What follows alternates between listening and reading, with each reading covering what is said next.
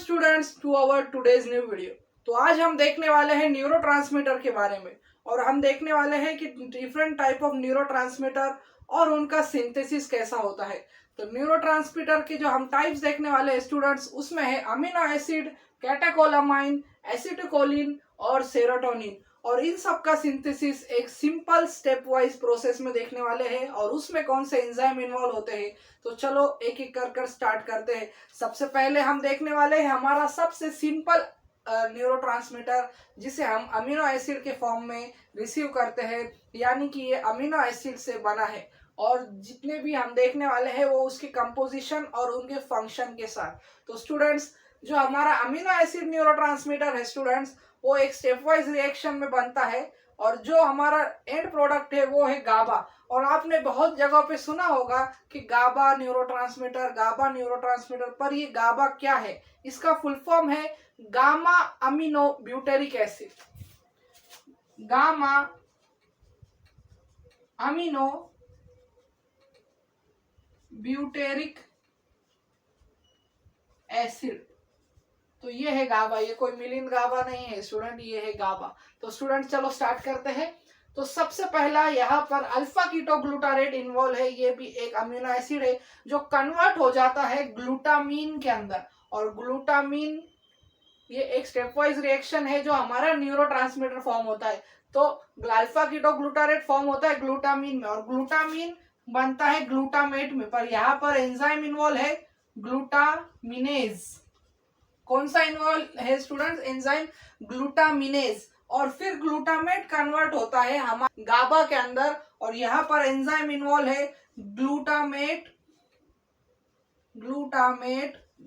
Dehydrogenase, GAD भी कहते हैं, ग्लूटामेट डिहाइड्रोजिनेज। और यहाँ पर हमें मिल चुका है हमारा गाबा अमीनो एसिड, यानी कि गाबा न्यूरोट्रांसमीटर था। अमीनो एसिड में का न्यूरोट्रांसमीटर जिसमें अल्फा कीटोग्लूटारेट से हमें गाबा मिल चुका है। हमारा सेकेंड न्यूरोट्रांसमीटर है स्टूडेंट्स कैटेकोलामाइन। और कैटेकोलामाइन में बहुत सारे न्यूरोट्रांसमीटर आते हैं, नॉरएफ्रिन, एपिनेफ्रिन, डोपामिन और बहुत सारे। तो स्टूडेंट्स चलो एक एक कर देखते हैं। और यहाँ पर सबसे पहला प्रिकर्सर मॉलिक्यूल है कैटेकोलामाइन का सिंथेसिस में, वो है टायरोसिन। यानी कि हर कॉम्पिटिटिव एग्जाम में आपको ये क्वेश्चन आ सकता है कि डोपामिन का प्रिकर्सर क्या है, नॉरएपिनेफ्रिन का प्रिकर्सर क्या है, एपिनेफ्रिन का प्रिकर्सर क्या है। और इन सब का प्रिकर्सर मॉलिक्यूल एक ही है, वो है हमारा टायरोसिन। और टायरोसिन कन्वर्ट होता है डाइहाइड्रोक्सी फिनिल एलेनाइन में, डोपा भी कहते हैं। तो स्टूडेंट्स डाइहाइड्रोक्सी फिनिल एलेनाइन में कन्वर्ट होने के पहले यहाँ पर एंजाइम इन्वॉल्व होता है टायरोसिन हाइड्रोक्सीलेजेस। तो ये टायरोसिन हाइड्रोक्सीलेजेस एंजाइम क्या करता है स्टूडेंट्स? ये टायरोसिन को ब्रेक कर बना लेता है डाइहाइड्रोक्सी फिनिल एलेनाइन, जिससे हम डोपा कहते हैं। और स्टूडेंट्स फिर यहाँ पर जो एंजाइम इन्वॉल्व है वो है amino acid decarboxylases. Amino acid डीकार्बोक्सिलेजेस।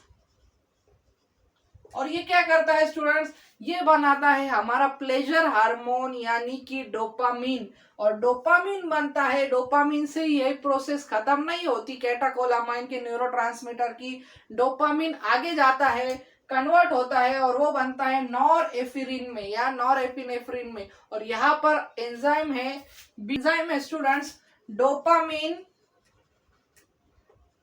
Beta हाइड्रोक्सीलेजेस। तो स्टूडेंट्स आपको तो प्रोडक्ट तो याद ही रखना है, पर एंजाइम भी इंपॉर्टेंट है, क्योंकि एंजाइम के बगैर आपको आगे की रिएक्शन समझ में नहीं आएगी। तो स्टूडेंट्स यहाँ पर नॉरएपिनेफ्रिन से बन चुका है हमारा एपिनेफ्रिन, जो एक न्यूरोट्रांसमीटर है। तो ये था हमारा कैटेकोलामाइन कैटेगरी में। हमारा जो तीसरा पार्ट है स्टूडेंट वो है एसिटाकोलिन। और एसिटाकोलिन भी एक बहुत अच्छा न्यूरोट्रांसमीटर है। तो एसिटाकोलिन बना है एसिटिल कोए और कोलिन से। और यहाँ पर जो एंजाइम इन्वॉल्व है एसिटिल कोलिन के सिंथेसिस में वो है कोलिन ट्रांसफरेजेस।